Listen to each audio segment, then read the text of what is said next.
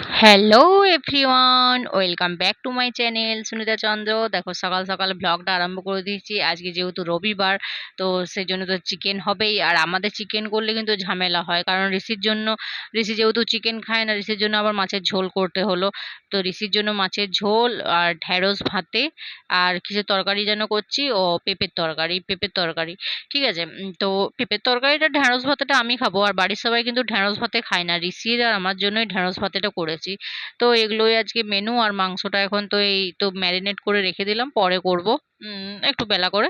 আর ভাত টাত সব চাপিয়ে দিয়েছি। দেখো খাবার টাইমও হয়ে গেছে, সব রান্না করার পর ঋষিকে খেতে দিয়ে দিলাম মাছের ঝোল দিয়ে। আর এইসব রান্না তো করেইছি। আর আমার যা দিয়েছিল একটু ওই মাশরুম রান্না, ঠিক আছে।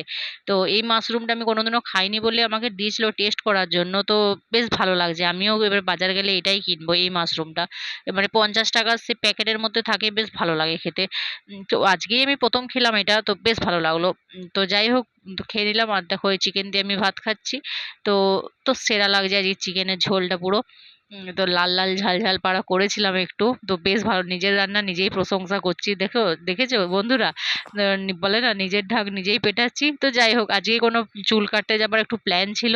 তো দুর্গাপূজা তো চলেই এলো, তো সেই কারণে পার্লারে চলে গেলাম একটু। তো আমাদের কাছেই আর কি একজন বাড়িতে আর কি পার্লার খুলেছে, মানে অনেকদিনই করে। তো সেই কারণে ওর কাছেই চলে গেলাম।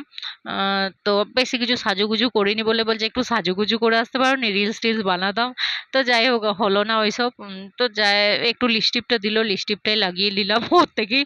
তো যাই হোক, রিলস কিছু বানাইনি সেরকম। তো চুলটা শুদ্ধ কেটে নিই।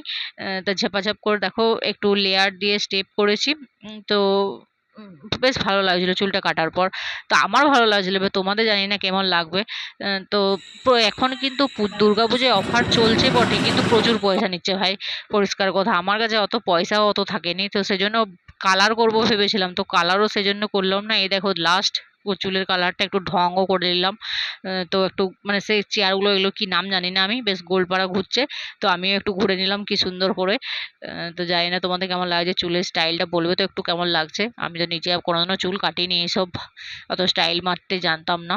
তো এখন যত দেখছি তত করছি আর কি। তো সন্ধ্যাবেলায় এসে দেখো মুড়ি খেয়ে নিচ্ছি, তারপর ঋষিকে পড়তে বসাবো। সারাদিন এই ভ্লগটা কিরকম লাগলো জানিও, লাইক কমেন্ট শেয়ার করে দিও।